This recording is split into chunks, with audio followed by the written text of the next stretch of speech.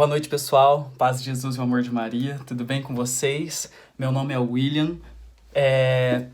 Faço parte do grupo de oração Rei Davi aqui da Arquidiocese de Maringá. É com muita alegria que estou aqui no meu quarto, né? Fui convidado a estar participando com vocês desse projeto maravilhoso que chama Essência, tá? Esse projeto sensacional aí, onde, né, ele vai trazer essas formações integrais aí na área pessoal, no eu comigo, eu com outro, eu com Deus. É com muita alegria que eu componho o time aí dos formadores. Eu confesso para vocês que eu me sinto lisonjeado para estar fazendo parte desse time de formadores fantástico aí, que são, né, grandes amigos meus, né? Só tem um rapaz que eu não conheço pessoalmente, que é o Ítalo. Mas do resto são homens e mulheres sensacionais. Me sinto lisonjeado, né? Eu vou ter que honrar aí com essa responsabilidade, porque eu sei que o pessoal vai trazer um conteúdo excelente, tá? Para vocês e para todos que acompanharem essas formações integrais. Bom, como eu disse, meu nome é William, tenho 30 anos, participo do grupo de oração Rei Davi, né? E vamos lá. Né? Primeiro, gostaria de saudar aí todos vocês que estão nos assistindo. Não perca essas formações que vão estar sensacionais, com os temas maravilhosos. Né? Eu queria cumprimentar os meus companheiros aqui dessa formação. Deixa eu me organizar aqui. Isso. Os meus companheiros. Queria cumprimentar o meu amigo Tiago Damião, lá da Arquidiocese, ou da Diocese de Cascavel. Tiago, a gente precisa tomar um mate junto, irmão. Tô com saudade desse mate que só você sabe fazer. Quando acabar essa pandemia, final do ano, eu tô colando, hein? Eu tô colando, já combinei com a Letícia, tá? Pra gente aí. Queria saudar o Pipo. Pipo, você me deve uma, você sabe disso, eu vou cobrar, eu quero um açaí em julho, tá? Na verdade, eu quero 2, porque eu vou tomar o meu e o da Maiara. Queria comentar também o nosso coordenador estadual do Ministério Jovem, Gustavo Escoboso. Uma grande alegria, irmão, poder estar fazendo parte desse projeto junto com você. A Ana Ner, minha amiga de longa data, aqui da Arquidiocese de Maringá também, do grupo de oração Fogo do Alto. Ana maravilhosa, parceira, confidente, tive no casamento dela. Foi top, galera. Top. Ítalo Eduardo, não te conheço pessoalmente, irmão, mas vi que você é o coordenador do Ministério Jovem de Umuarama. Uma grande honra, tá? Muito obrigado, né, por ter dito seu sim, tá fazendo parte desse projeto. E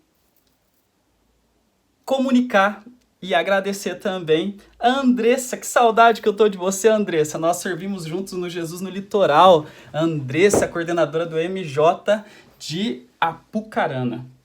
Vamos lá, galera. O tema da minha formação quero dizer ele certinho para vocês, minha relação com o outro, tá? Minha relação com o outro, né? Sabendo quem sou e como posso melhorar e consigo ser melhor para quem convive comigo. Qual é o meu relacionamento com o outro? Né? O meu relacionamento comigo mesmo, como eu posso me tornar uma pessoa melhor para na comunidade, para o meu relacionamento com o outro ser um relacionamento melhor, viver de uma vez por todas a questão do amai-vos uns aos outros, né? Como eu vos amei, ou então amar o próximo como a ti mesmo. Como eu lido com essas diferenças? Como que dentro do meu serviço no grupo de oração, dentro da minha casa, né? Nós estamos vivendo aí esse confinamento, nós estamos vivendo aqui agora, né, a nossa realidade agora é vivermos dentro da nossa casa, fica em casa por causa desse vírus, e como nós estamos convivendo com os nossos, né? Então, eu gostaria que você pegasse aí na sua palavra de Deus, lá em Atos dos Apóstolos, capítulo 2, versículo 42. Eles eram perseverantes nos ensinamentos dos apóstolos, na comunhão fraterna, na fração do pão e nas orações. Apossava-se de todo temor, e pelos apóstolos realizavam-se numerosos prodígios e sinais. Todos que abraçavam a fé viviam unidos e possuíam tudo em comum. Vendiam suas propriedades e seus bens, repartiam o dinheiro entre todos, conforme a necessidade de cada um. Perseverantes bem unidos, frequentavam diariamente o templo, partiam pão pelas casas e pelo pão pelas casas e tomavam a refeição com alegria e simplicidade de coração. Louvavam a Deus e eram estimados por todo o povo. E cada dia o Senhor acrescentava ao seu número mais pessoas que eram salvas. Para a gente iniciar, irmãos, eu trago aqui o pensamento de Tertuliano. Tá? Um homem assim essencial que dizia na igreja primitiva que os que não eram cristãos, tá? O povo que ainda não tinha se convertido, eles olhavam para as primeiras comunidades e diziam: nossa, como eles se amam.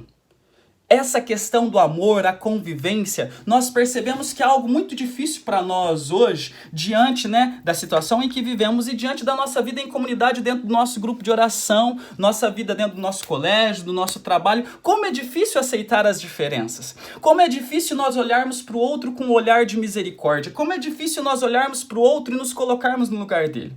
Mas antes de nós adentrarmos nesse sentido, irmãos, eu trago aqui algumas referências para que nós possamos fazer esse exame de consciência e entender de uma vez por todas que uma pessoa, um cristão, uma cristã, ele só consegue olhar para dentro dele mesmo e ver qual é o sentido da sua existência, responder aquelas perguntas, irmãos, que nós todos nos fazemos. Quem eu sou, de onde eu vim e qual é o sentido da minha existência, qual é a minha missão aqui. Essas respostas eu só consigo respondê-las, eu só consigo compreender isso quando eu tenho um encontro pessoal com Deus.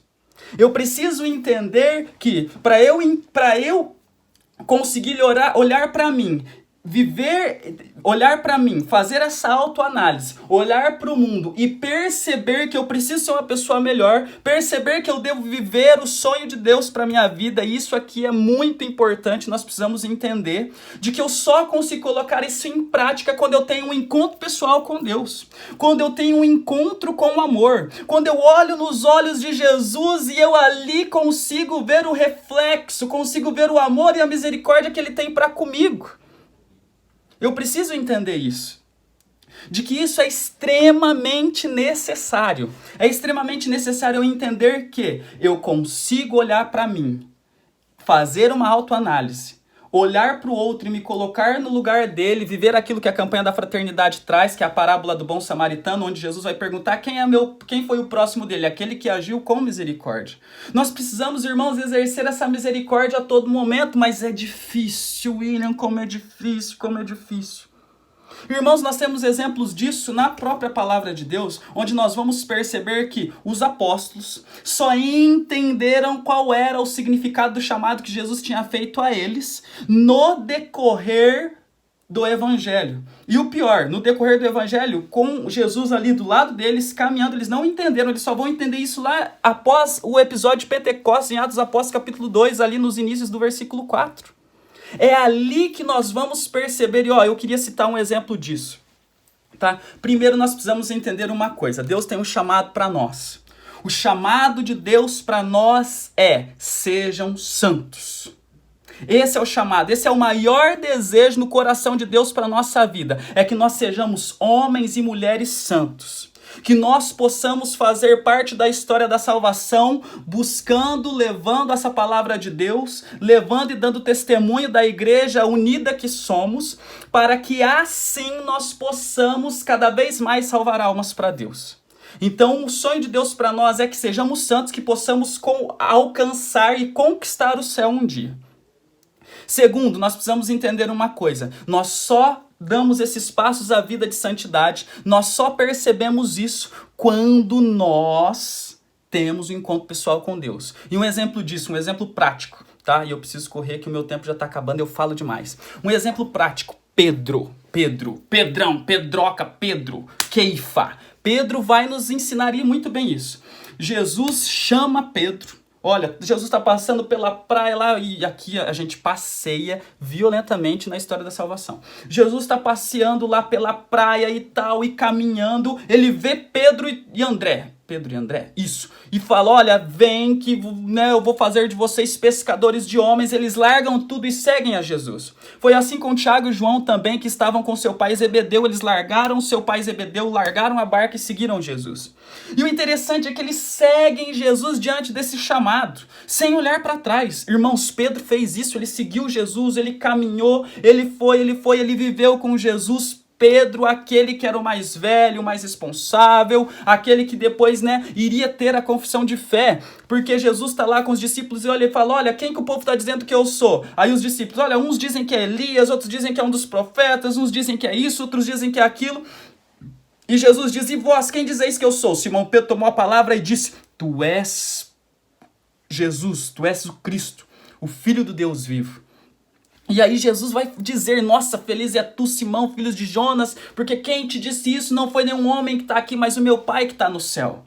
Pedro reconhece Jesus como Cristo, o Filho do Deus vivo. Depois, mais tarde, Jesus vai dizer, olha, tu és Pedro, e sobre essa pedra eu edificarei a minha igreja. Tudo que ligares na terra será ligado no céu, tudo que desligares na terra será desligado no céu. Porém, Pedro, irmãos, quando ele ouve aquilo, quando ele recebe o chamado, quando ele professa a fé dele, ele não entende qual é a missão dele. Essas revelações aconteceram devido às iluminações que o Espírito próprio, Deus revelou aquilo para Pedro. Ele aceitou o chamado, Jesus tinha uma missão para ele, mas diante do convite, Pedro não entende qual era o sentido da missão. Nós percebemos isso lá no Evangelho de João, capítulo 21, quando Pedro, né, Jesus já tinha ressuscitado, Jesus já tinha aparecido para alguns apóstolos, mas Pedro diz, olha, vou pescar, e leva consigo toda a igreja, porque os apóstolos disseram, nós vamos também. E aí Jesus, né, eles vão pescar, não pescam nada, Jesus espera eles ali, né, e fala, olha, joga a rede para o outro lado. João reconhece naquele ato que aquele que estava ali era Jesus. Pedro veste a roupa, esse famoso episódio que Pedro veste a túnica para pular na água, nadar até Jesus, e aí acontecer aquela cura do coração de Pedro, como nós sabemos, e o saudoso Padre Léo prega isso para nós, aonde ali Jesus, né, fala, olha, Simão Pedro, filho de Jonas, tu me amas mais do que esses? E aí Pedro vai dizer, sim, Senhor, tu sabes que eu te amo. Nesse momento, irmãos, Jesus cura o coração de Pedro, mas mesmo assim, ainda ali, Pedro não entende qual era o sentido da missão dele. Pedro só vai entender o sentido da missão dele após Atos dos Apóstolos, capítulo 2, quando o Espírito Santo vem e revela. O Espírito Santo vem e preenche. O Espírito Santo vem e dá força. O Espírito Santo vem e fala, Pedro, você é o líder dessa igreja, prega, vai e converte.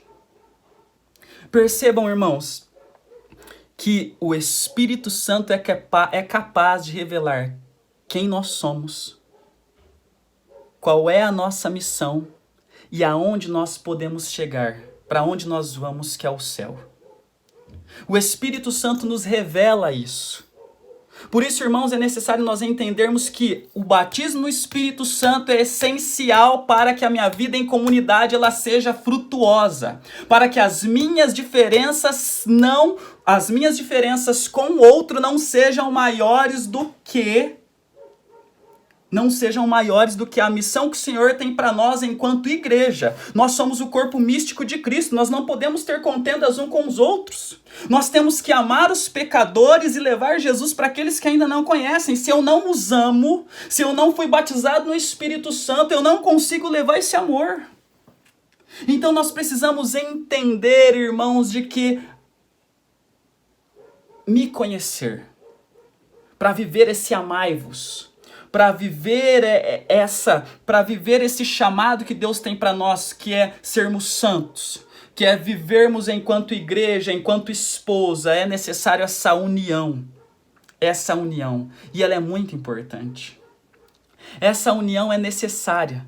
Por isso nós precisamos, irmãos, ter essa certeza de que o Espírito Santo está em nós. Nós precisamos ter essa certeza de que nós somos feitos para viver em comunidade, independente das diferenças. Independente dos nossos temperamentos, e a gente vai dar uma pincelada nisso. Eu sei que depois vai ter um vídeo só falando disso, né, Pipo?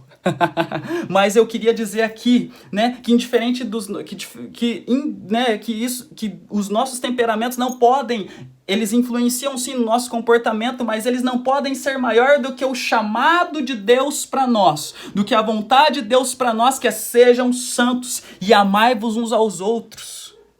O nosso temperamento não pode ser maior do que isso. O meu relacionamento com outro, irmãos, depende única e exclusivamente do meu autoconhecimento. Eu preciso entender quem eu sou. E, irmãos, aqui eu recomendo terapia, recomendo o livro dos temperamentos do professor Ítalo Marcilli, recomendo o vídeo, né, o curso dos temperamentos do Padre Paulo Ricardo, que é muito bom, eu estou fazendo ele, né, pela segunda vez, é sensacional. Recomendo. Por quê? Porque nós precisamos entender também, irmãos, e aqui você vai ver que eu vou dizer isso sempre, nós precisamos entender de que Jesus resume os 10 mandamentos em um só. Amar a Deus sobre todas as coisas e o próximo como? Isso mesmo, eu sei que você respondeu aí em casa. O próximo como a ti mesmo. Amar a Deus sobre todas as coisas e o próximo como a ti mesmo. Mas eu só consigo amar o próximo como a mim mesmo de uma forma equilibrada quando eu amo a Deus sobre todas as coisas. Quando eu coloco Deus como centro da minha vida, perceba que o meu encontro com Deus, que o batismo no Espírito Santo, ele permeia aqui.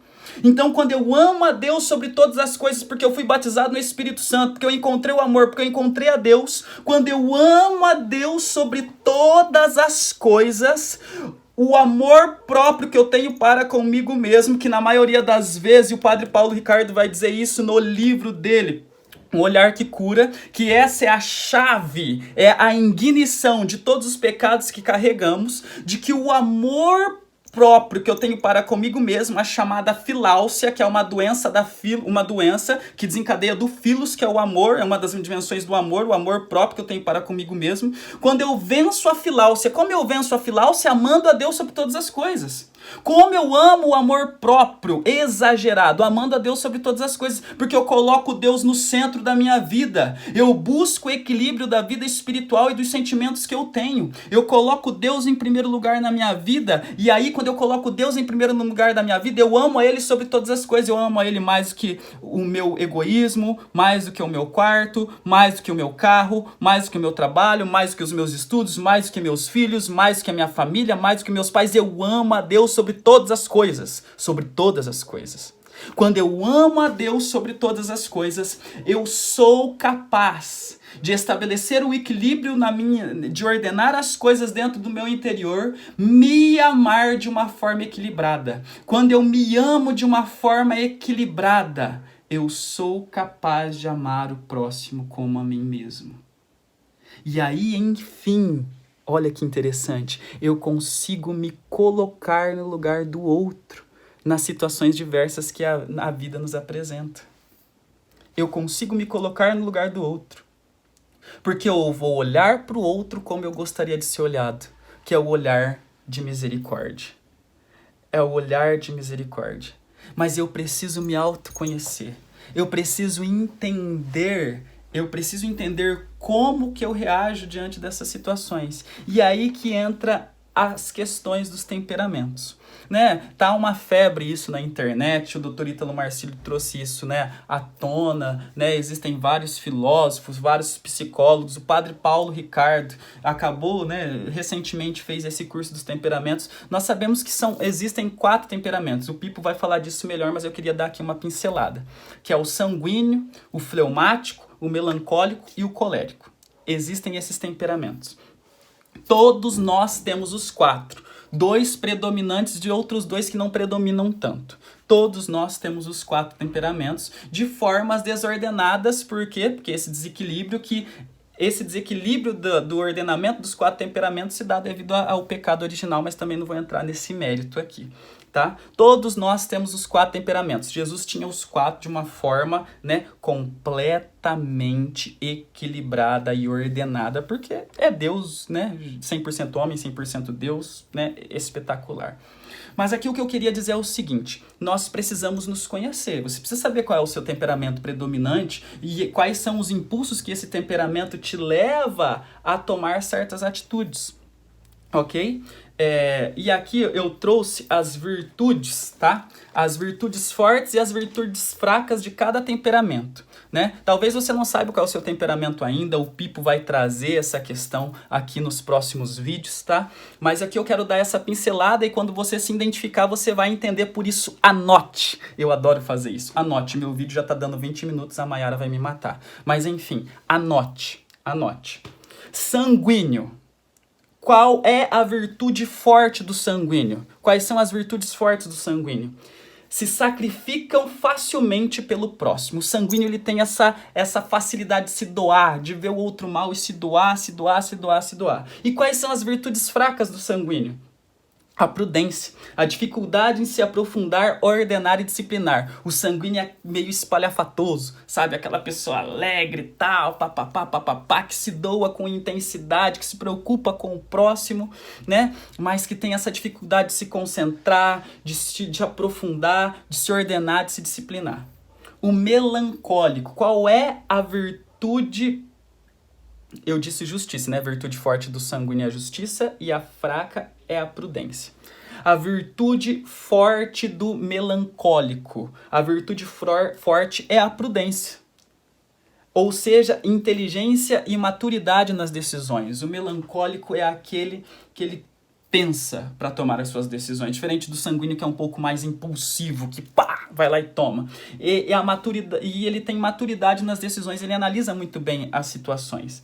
E qual é a virtude fraca do melancólico? A fortaleza. Por quê? O melancólico precisa de mais resistência contra o sofrimento.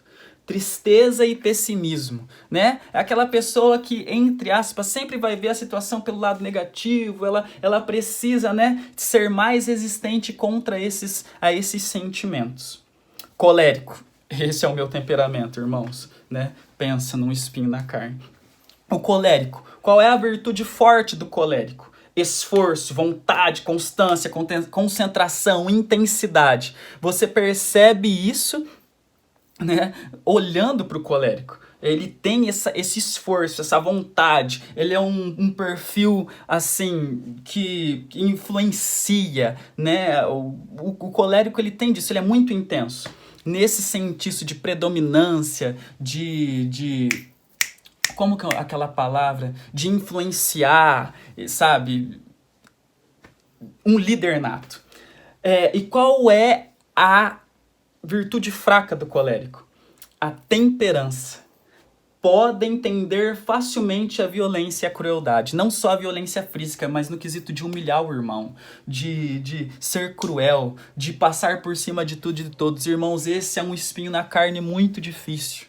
Sabe, eu digo isso com experiência própria, porque esse é o meu temperamento, é difícil. É difícil porque nós caminhamos lado a lado com orgulho, só o seu pensamento tá certo, só você tá certo, se esse pau é pau, é pau, se essa pedra é pedra, é pedra, então é muito difícil. Eu sei que você pode me convencer, mas eu não quero ser convencido e você vai ter que ter muitos argumentos para me convencer. Esse é o pensamento colérico, né? Tô dizendo isso com propriedade, é difícil, mas pode ser vencido.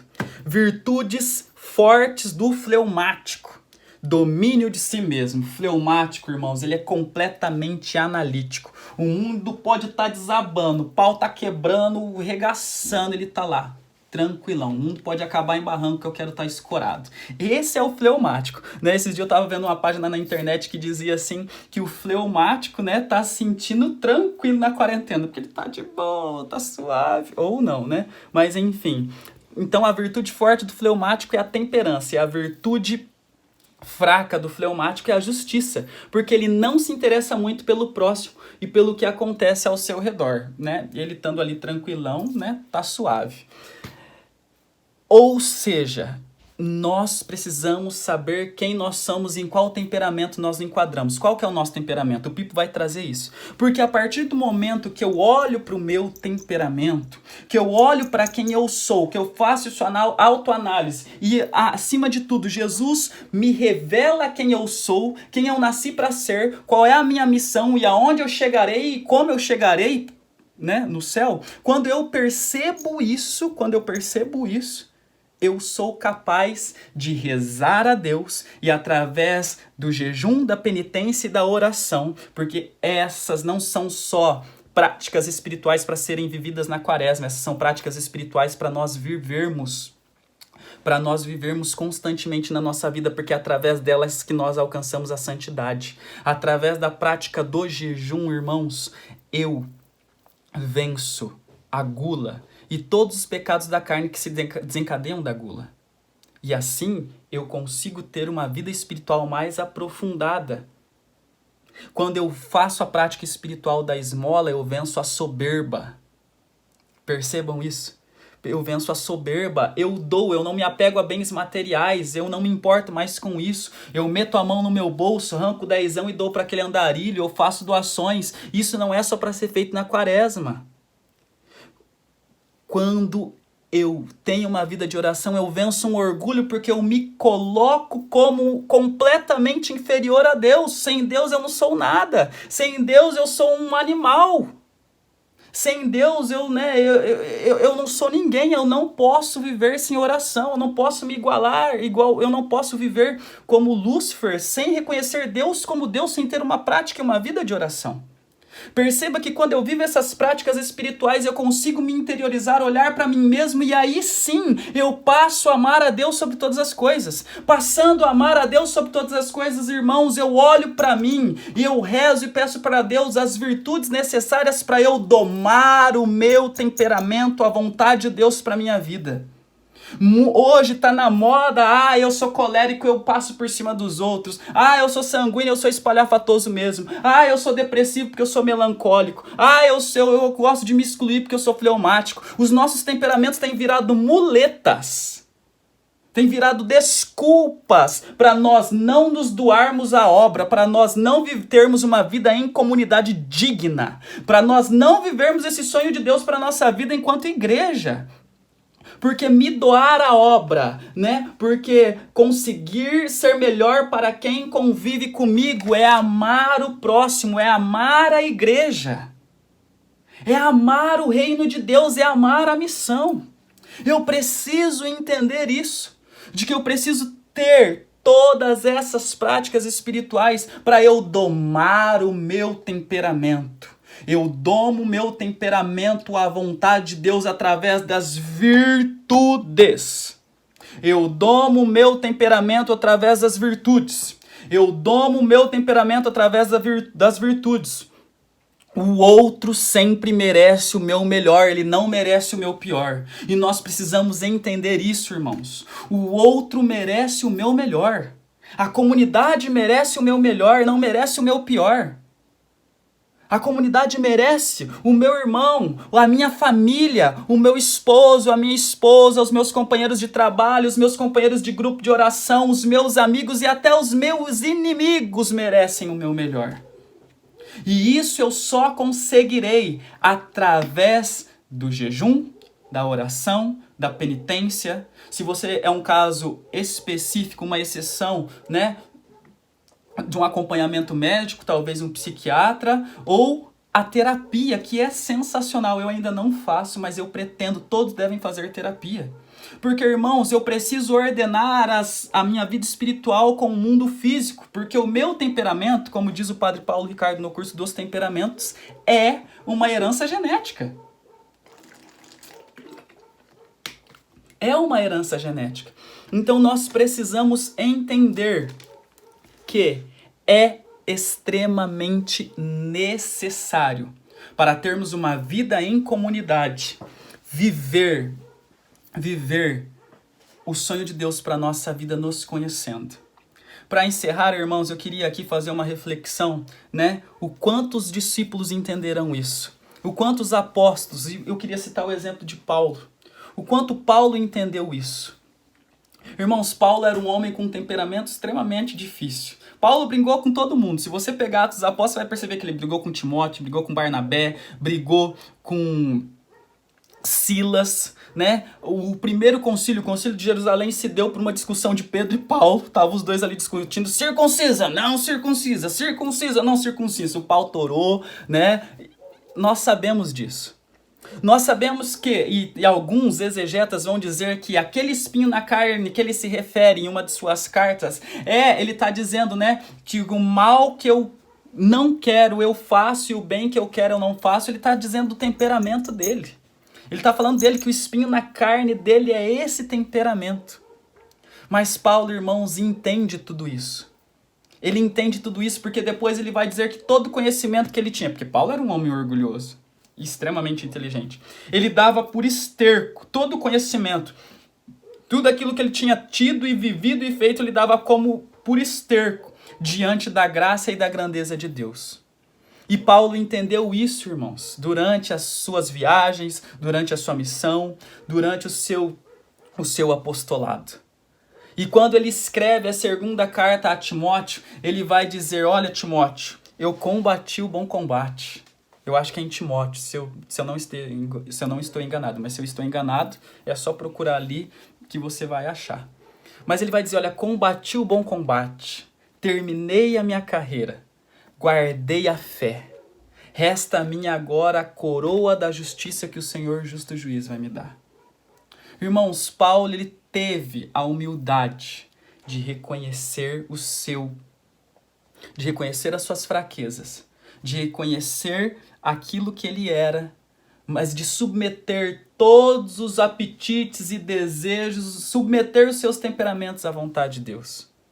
E os grandes santos também vão nos ensinar isso. Olha a vida de Santa Teresa de Ávila. É necessário nós entendermos, irmãos, que o nosso temperamento não é maior do que o amor de Deus na nossa vida e com a nossa vontade de sermos de Deus, o nosso temperamento não pode ser maior do que isso.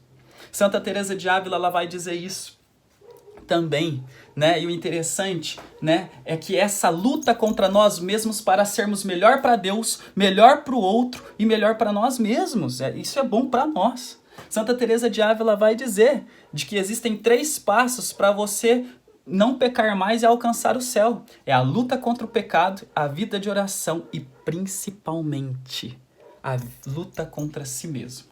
Nós precisamos lutar contra nós mesmos.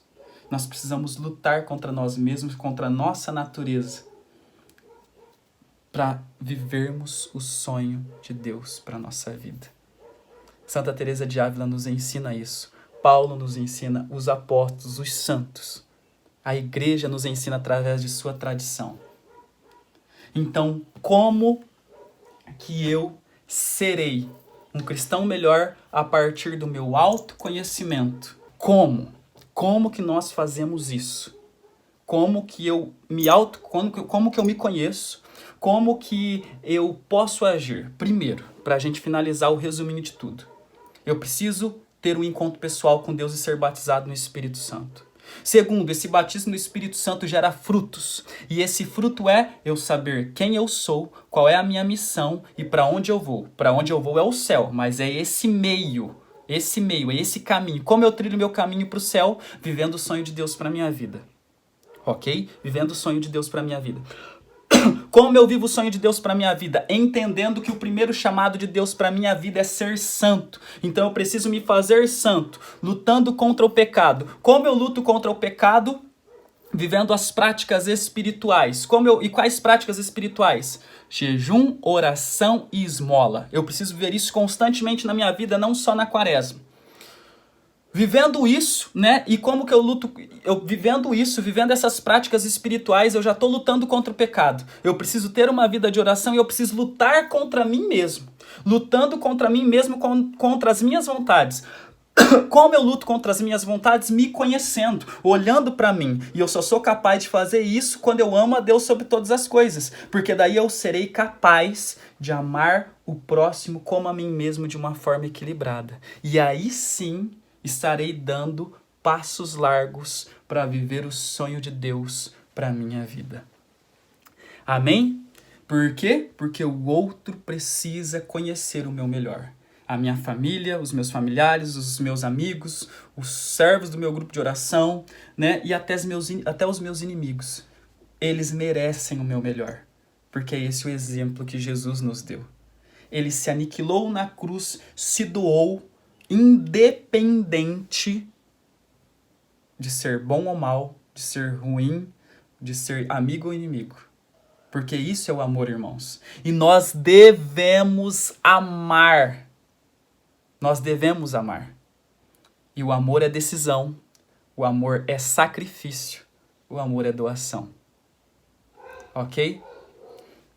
Vamos rezar uma Ave Maria para a gente terminar, eu já falei demais. Que Nossa Senhora possa interceder por nós, que essa formação possa gerar todos os frutos necessários para a nossa vida e que nós possamos, de uma vez por todas, acolher o sonho de Deus para a nossa vida com humildade. Ave Maria, cheia de graça, o Senhor é convosco. Bendita sois vós entre as mulheres e bendito é o fruto do vosso ventre, Jesus. Santa Maria, Mãe de Deus, rogai por nós, pecadores, agora e na hora de nossa morte. Amém. Fiquem com Deus, Deus abençoe, foi uma honra.